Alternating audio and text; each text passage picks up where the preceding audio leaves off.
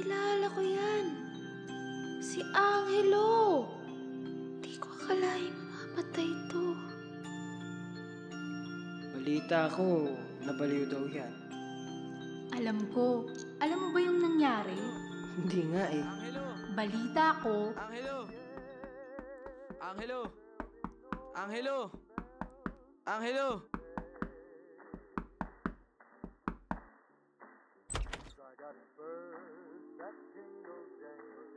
Ikaw talagang bata ka kung saan nga lang maabutan ng antok. Oras na po. Aba, alas 4 na. O siya nga pala, may bagong tutuloy sa dating kwarto ni Patricia. Kailan po lilipat? Bukas, makalawa.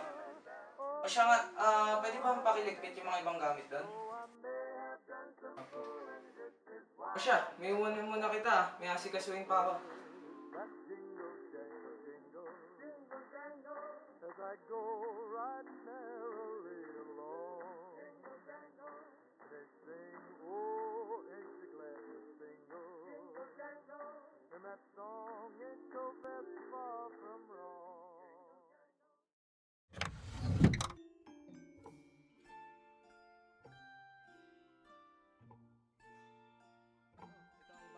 Nandoon naman ang kusina, ang sampayan nasa itaas, pero meron naman laundry shop dyan sa malapit eh.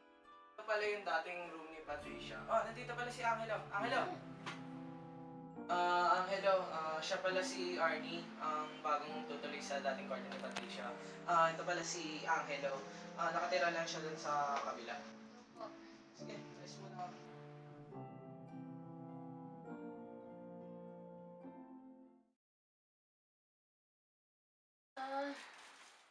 So, gano'n ka nakatagal dito?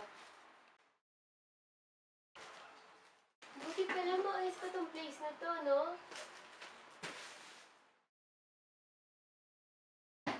Andiyan na kailangan mo ng tulong? Wait. Alam ko, magluluksa ka pa, pero sorry man kung biglaan yung paglipat ko dito. Sana maintindihan mo. Kung kailangan mo ng tulong, sa kabila lang.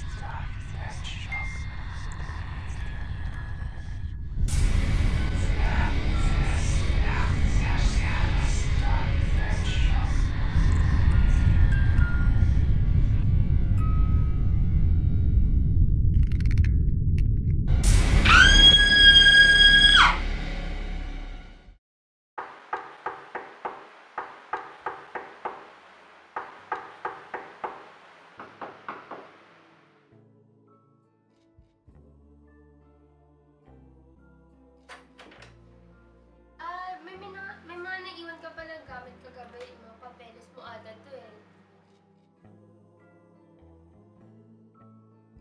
Gusto mo ba muna pumasok?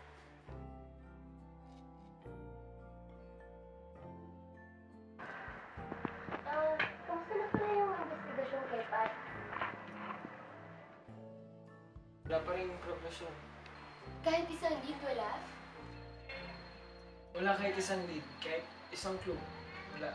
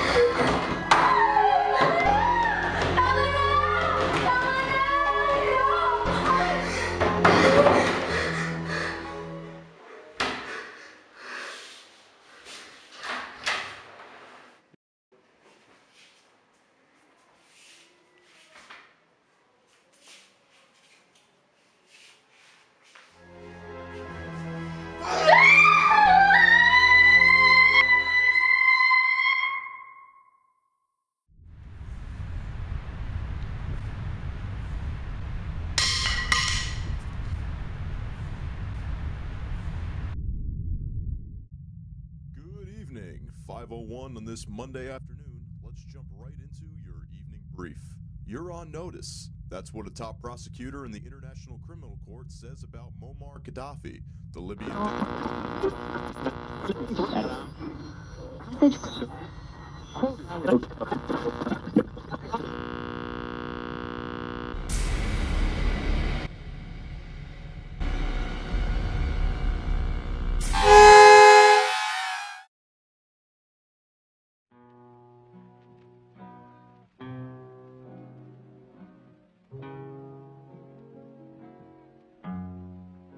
Be sure it's true when you say I love you. It's a sin to tell a lie.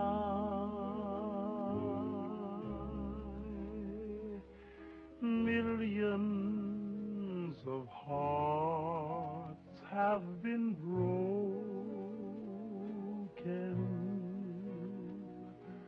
just because these words were spoken.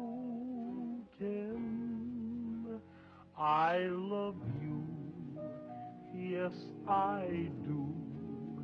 I love you. If you break my heart, I'll die. So be sure it's true when you say I love you. It's a sin